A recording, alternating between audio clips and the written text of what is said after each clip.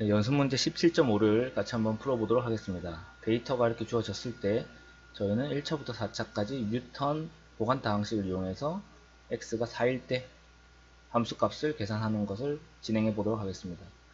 좋은 정확도를 갖기 위해서 기본 점들을 선택을 하는데, 즉 4와 가까운 점들을 선택해서 이제 값을 구해 보도록 하겠습니다. 어떤 데이터를 이용해서 하느냐가 정확도에 영향을 주기 때문에 이제 이런 문제를 풀어보도록 하겠습니다.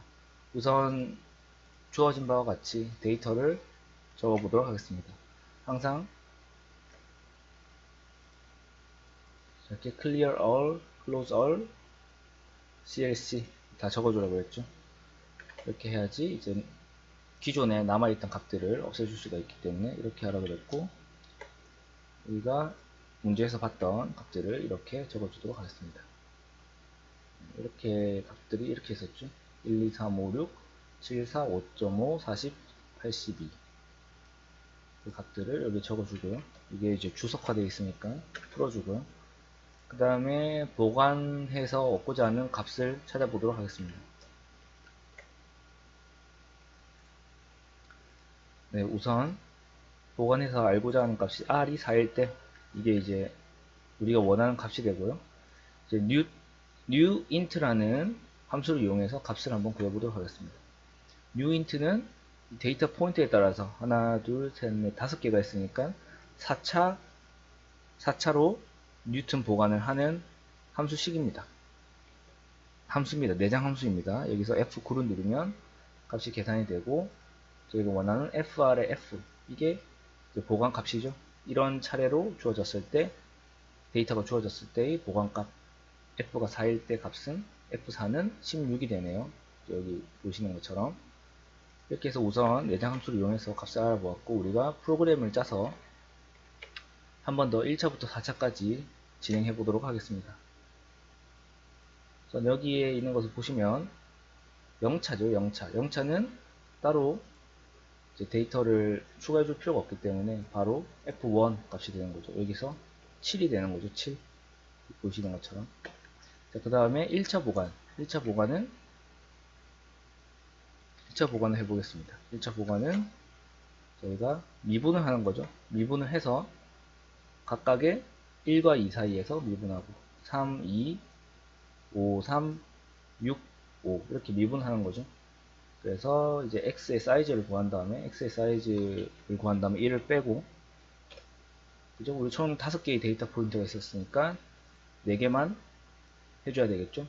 왜냐하면 여기서 각각의 1차 도함수를 구하는 거기 때문에, 그래서 1차 도함수를 구하는 것을 실행해 보도록 하겠습니다. 이렇게 해서 각각 df 값을 얻을 수 있었습니다. 그 다음에 이제 1차 보관을 이용해서 값을 구해보도록 하겠습니다. 1차 보관을 이용하면 f 처음에 있는 거와 미분값, 도함수값 r 빼기 x1 이렇게 해서 1차 보관을 할 수가 있죠. 그래서 값을 구해보면 마이너스 2가 나옵니다. r이 4일 때 함수값이 마이너스 2가 나옵니다. 우리가 여기 위에서 구했던, 여기서 구했던 값과 좀 다르죠. 여기서 구했던 값은 16인데 이제 1차 보관을 하니까 마이너스 2가 나왔습니다. 그렇게 그 값이 정확하지가 않죠. 4차와 했던 값과 비교해서 1차 보관했을 때 또 이제 new int의 함수를 다시 써서 비교를 해보겠습니다. 이번에는 1차 함수입니다. 1차니까 x1 첫 번째부터 두 번째까지, 그리고 f도 첫 번째부터 두 번째까지 제일 앞에 있는 얘네 두 개 값만 이용해서 계산을 한번 해줬고요. 그러면 이 값이 fr1의 f 이 값이 여기 있는 값과 똑같이 나타나게 됩니다. 자, 얘네는 우리가 직접 구한 값이고요. 얘네는 내장 함수를 이용해서 구한 값입니다. 함수를 이용해서 구한 값입니다. 그 두 번째 2차 보관을 구해보면 2차 보관도 똑같이 할 수 있지만 하나가 줄어들었죠. 크기가. 왜냐하면 제곱을 제곱이 아니고 두 번 미분하기 때문에 그 함수 값을. 그렇게 해서 위와 똑같은 방법으로 진행을 할 수가 있습니다. 네, 이제 여기서 텀이 항이 하나씩 추가가 되는 거죠. 여기는 1, 2만 했다면 여기도 1부터 3까지 3개의 데이터 값을 쓰는 거죠. 1, 2, 3 이렇게 3개의 데이터 값을 써주게 됩니다. 이런 식으로 반복해서 3차, 4차, 5차까지 3차, 4차까지 적어주도록 하겠습니다. 3차 데이터는 이제 이런 식으로 되고요. 3차는 좀 기니까 네. 이렇게 해서 2차와 똑같지만 여기까지는 똑같죠. 여기까지는 똑같지만 3번 미분한 값이 여기에 추가가 됩니다. 그리고 데이터를 4개까지 고려를 해주고요.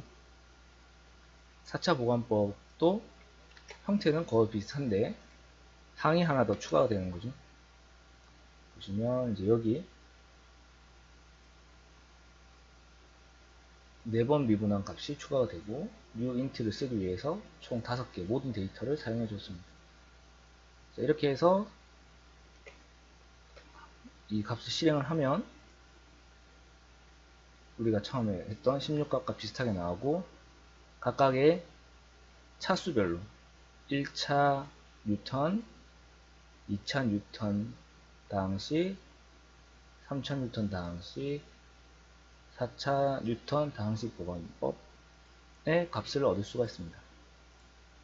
자, 이 값들을 알아보고 쉽게 우리가 예제에서 살펴봤듯이 테이블 형태로 표현해 보도록 하겠습니다. 자, 테이블 형태로 표현하려면 우선 이런 형태로 저희가 표현해 보도록 하겠습니다. X 데이터, Y 데이터, 그리고 첫 번째 미분값, 두 번째 미분값, 세 번째 미분값, 네 번째 미분값 이런 형태로 여기에 한번 채워 넣어 보도록 하겠습니다. 그럼 우선 X, Y는 그대로 두고 DF는 첫 번째 미분한 값이죠. 1차 도함수 값이죠. 1차 도함수 값은 여기서 보겠죠. 1차 도함수 값. 그러니까 DF가 들어갈 것이고, 그죠? 2차 도함수 값은 DDF가 들어갈 것이고, 그죠? 자, 그렇게 해서 걔를 세로로 쭉 세워서 테이블을 만들어 보도록 하겠습니다. 테이블을 만들면 이렇게 할 수가 있는데 X값, 여기에 Y값 합계해서 볼까요? X값을 세로로 세운 거, Y값을 세로로 세운 거, 미분값을 세로로 세운 거. 미분값은 값이 하나가 작죠. F가 총 5개가 있으면 DF 값은 4개밖에 없죠. 그러니까 나머지를 0으로 채워줍니다. 이렇게. 여기는 0으로 채워준다는 의미를 나타냅니다. 0. 이제 X의 개수 빼기 미분값의 개수. X의 개수는 여기서의 경우 5개고, 미분값의 개수는 4개니까 1이 되죠. 그 1,1에 제로를 추가해 줍니다. 그러면 DF는 4개, 제로는 하나가 나오고요. 밑에도 마찬가지. 두 번 미분한 거는 3개, 제로는 2개. 네, 3번 미분한 거는 2개, 제로도 제로는 아니네요. 이게 4개, 3개, 2개니까 제로가 3개가 나오고, 얘는 4번 미분한 거는 하나, 나머지는 다 0이 나오겠죠. 이렇게 해서 테이블 형태로 이제 넣어주게 됩니다. 테이블 형태로 다 넣어주게 되면 이제 여기 테이블에 값들이 다 저장이 되고요. 얘네를 카피해서 우리가 알아보기 쉽게 여기에 넣어주면 수업 시간에 했던 요 위에 있는 값, 이 값들 엮어서 4차 아니네, 여기 있는 값이네. 예, 이 4개 값을 이용해서 4차 뉴턴 보관 다항식을 세울 수가 있죠. 네, 이렇게 했고요. 그 다음에 각각의 1차, 2차, 3차, 4차의 값을 또 비교하기 위해서 저희가 위에서 다 구했었죠. FR3은 3차 보관, 뉴턴 3차 보관 다항식의 결과이고요. FR2는 2차 보관 다항식, FR1은 1차 보관 다항식, FR0는 0차, FR4는 4차. 얘네들을 테이블 형태로 또 나타내서 비교하기 위해서 표시를 해줍니다. 네, 이렇게 해서 표시를 해주고 결과 값이네요. 값.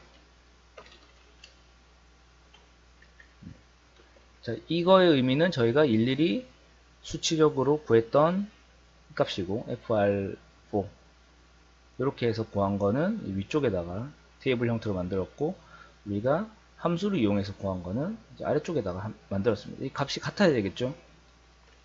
같이 실행을 하면 ff와 ff 언더바 f는 이 두 개의 값은 같은 것을 확인할 수가 있습니다. 네, 이렇게 두 개의 값이 같게 되는 것을 확인할 수가 있고요. 저희는 이 값을 다시 카피해서 엑셀 양식에다가 집어넣도록 하겠습니다. 이렇게 되면 1차 0차 뉴턴 보관 당식의 결과값, 이거는 1차 뉴턴 보관 당식의 결과값, 2차 뉴턴 보관 당식의 결과값, 3차 뉴턴 보관 당식의 결과값, 4차 뉴턴 보관 당식의 결과값이 되겠습니다. 이렇게 해서 하나의 표를 나타내면 이제 살펴보기가 쉽죠. 이렇게 해서 우리가 책에서 주어진 대로 이렇게 계산했을 때 저희는 이런 값을 가지게 됩니다. 최종적으로 16이 나왔죠. 16. x가 4일 때 16 함수값이 16이라는 걸 알 수가 있습니다. 그래서 얘네들 값을 좀 바꿔가지고 비교를 한번 해볼 텐데요. 엑셀도 카피를 해서 복사를 한번 해봅시다. 아래쪽에다가 복사를 해놓고요. 값들을 다 이렇게 지우겠습니다. 그리고 저희는 함수 값을, 데이터 값을 다른 것으로 한번 바꿔보도록 하겠습니다. 문제에서 설명했을 때 우리가 원하는 값과 가까이 있으면 좋다고 그랬죠. 더 높은 정확도를 가질 수 있다고 했으니까 점들은 중심 가까이, 그리고 미지수와 가능한 가까이 위치해야 된다. 이 말은 4와 가까운 쪽 데이터를 우선 쓰면 더 빨리 값이 수렴한다는 것을, 더 높은 정확도로 값을 얻을 수 있다는 의미이기 때문에 이렇게 4에 가까운 순서대로 3, 5, 그 다음에 2, 6, 그 다음에 1 이렇게 해서 구해보도록 하겠습니다. 이번에는 굳이 식을 다 쓰지 않아도 되겠죠.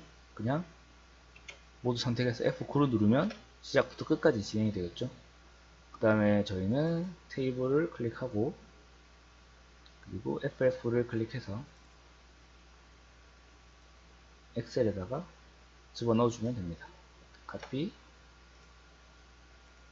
이건 첫 번째 했던 거고요. 두 번째 하는 거를 복사, FF 값도 카피, 복사. 네, 이렇게 되는 것을 확인할 수가 있습니다. 위에 각각 비교를 하면 3차 뉴턴 보관 다항식부터는 값이 같게 되는 걸 확인할 수가 있지만 1차와 2차에서는 값이 다른 것을 확인할 수가 있습니다. 네, 이렇듯 데이터 값이 바뀌면 이 보관 다항식의 값들도 달라지게 되는 것을 확인할 수가 있습니다. 그래서 데이터 값의 순서가 중요한 것을 다시 한번 이 예제를 통해서 알 수가 있습니다. 그리고 이건 추가적으로 저희가 그래프를 그려서 눈으로 한번 확인해 보도록 하겠습니다. 자, 그래프는 여러분들께서 한번 참고를 해 보시고요. 그래프 그리는 거는 어차피 가장 첫 시간에 매틀랩의 가장 기본 중에 기본이기 때문에 여러분들 직접 한번 해보시기 바랍니다. 이렇게 해서 이 값들은 저희가 1차, 2차, 3차, 4차에서 구했던 값들을 동그라미로 표시를 하고요. 그 다음에 각각의 그래프 형태를 한번 관찰하기 위해서 이렇게 표시를 해보도록 하겠습니다. 그래프 형태를 1부터 5까지 0.1씩 사이를 두고 0차 그래프, 1차 그래프, 2차 그래프, 3차 그래프, 4차 뉴턴 보관 다항식으로 구했던 그래프를 그려보도록 하겠습니다. 이 그래프들을 한번 비교를 해보면 이런 식으로 그래프가 나타나게 됩니다. 이렇게 자세히 보시면 0차, 여기가 0차죠. 0차의 값, 1차일 때의 값, 2차일 때의 값, 그리고 3차일 때의 값. 4차는 상대적으로 보이지가 않습니다. 왜냐하면 3차와 4차 그래프가 같기 때문에 우리가 여기서 관찰했던 바와 마찬가지로 4차의 값에 0이 들어가 있습니다. 결국에는 여기서 이 값이 0이라는 거죠. 0의 의미이기 때문에 3차 다항식과 4차 다항식은 똑같은 형태를 나타내게 됩니다. 이렇게 그래프를 그려서 관찰을 하면 좀 더 구체적으로 저희 값들을 비교할 수 있습니다. 이렇게 해서 여러분들도 한번 따라 해보기 바랍니다.